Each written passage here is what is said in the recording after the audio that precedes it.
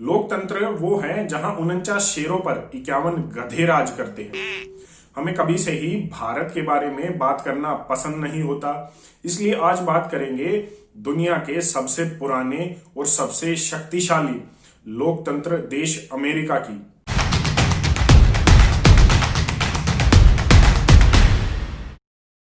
हम सभी जानते हैं कि अमेरिका में ट्रंप कुर्सी छोड़ने को तैयार नहीं है और भारत में कांग्रेस ये मानने को तैयार नहीं है कि उनके युवा नेता के रहते उन्हें कभी कुर्सी नहीं मिलेगी। पूरे विश्व में शायद कांग्रेस एक ऐसी पार्टी है भारत में जिसके पास मुद्दों की कमी है और जिसके नेताओं के पास राजनीतिक दृष्टिकोण की।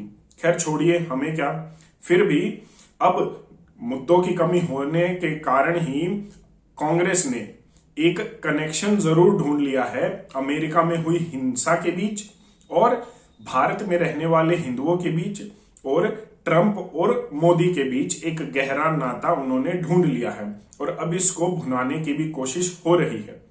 एक बार नजर डाल लेते हैं कि इवेंट्स पर हुआ क्या। ट्रंप को इलेक्शंस में मिली हार के बाद वो कभी भी और अभी तक भी ये मानने को तैयार नहीं है कि वो हार गए हैं और वो लगातार अपने सोशल मीडिया प्लेटफॉर्म जैसे फेसबुक, ट्विटर, इंस्टाग्राम और अगर व्हाट्सएप वो यूज करते हैं तो उससे भी वो ये फैलाने की कोशिश कर रहे हैं कि उन्हें हराया गया है, वो हारे नहीं हैं। और इसी बात को उनके सपोर्टर्स ने सच मान लिया। अब हुआ क्या कि 6 जनवरी को एक सेशन के दौरान जब वहां पर संसद में इलेक्शंस में वोटिंग हो रही थी सीनेटर्स की, तो ट्रंप सपोर्टर्स आए और वहां पर हिंसा भड़क उठी। वो संसद के अंदर घुस चुके थे और वहां पर आगजनी की। अब ये भी बताया जाता है कि ट्रंप ने इनको सपोर्ट किया और उकसाया भी। 232 में से 100 सांसद ये कहते हैं कि ट्रंप को इनके लिए डायरेक्टली रेस्पॉन्सिबल किया गया है। मतलब ट्रंप ने ही 232 में से 100 सांसदों का यह कहना है कि इस सब आगजनी, हिंसा, तोड़फोड़ के लिए ट्रंप जिम्मेदार है और ये वो 100 सांसद हैं जो ट्रंप की ही पार्टी के हैं। इसके बाद ट्रंप का फेसबुक, ट्विटर और इंस्टाग्राम अकाउंट को बैन कर दिया गया परमानेंटली और ट्रंप के खिलाफ अब एक महाभियोग लाने की भी तैयारी अमेरिका में चल रही है। लेकिन इसी बीच मैं आपको बता दूं कि अगर ट्रंप चाहें तो अपनी वीटो पावर का इस्तेमाल करके खुद को ही माफ कर सकते हैं और जिसको भी वो चाहे वो माफ कर सकते हैं। इसको आप उस तरीके से समझ सकते हैं कि हमारे प्रधानमंत्री नेहरू ने खुद को ही भारत रत्न दे डाला था। अब बात करते हैं इस सब पर, इस इवेंट्स पर मीडिया के रिएक्शन की। अमेरिका के वॉशिंगटन पोस्ट में जहां लिखा गया कि ट्रंप की उकसाई भीड़ संसद में घुसी, ब्रिटेन के टेलीग्राफ में लिखा गया कि डेमोक्रेसी अंडर सीज, यहां तक कि पाकिस्तान के द डॉन न्यूज़पेपर में भी इतना लिख दिया गया कि तख्ता पलट। वहीं पर भारत में भारत का विपक्ष मतलब कांग्रेस और मीडिया ये भुनाने पर तुली हुई है कि अमेरिका में जो लोग संसद में घुसे हुए थे वो भारत में रहने वाले हिंदू थे और यहां से उठकर वो वहां पर आगजनी करने गए। हिंदू सुप्रीमेसी और यहां तक कि कुछ जगहों पर भगवा टेररिस्ट भी इनको कहा गया।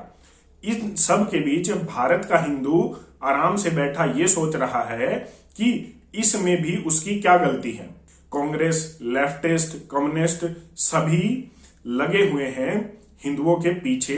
बेचारा हिंदू करे भी तो क्या करे। उसके बाद एक और चीज निकल कर आई जहां पर सभी जगह अमेरिका की संसद और उन सब आगजनी करने वाले ट्रंप सपोर्टर्स के बीच अमेरिका का झंडा दिख रहा था। तो एक महाशय आए जिसके हाथ में भारत का तिरंगा झंडा भी था।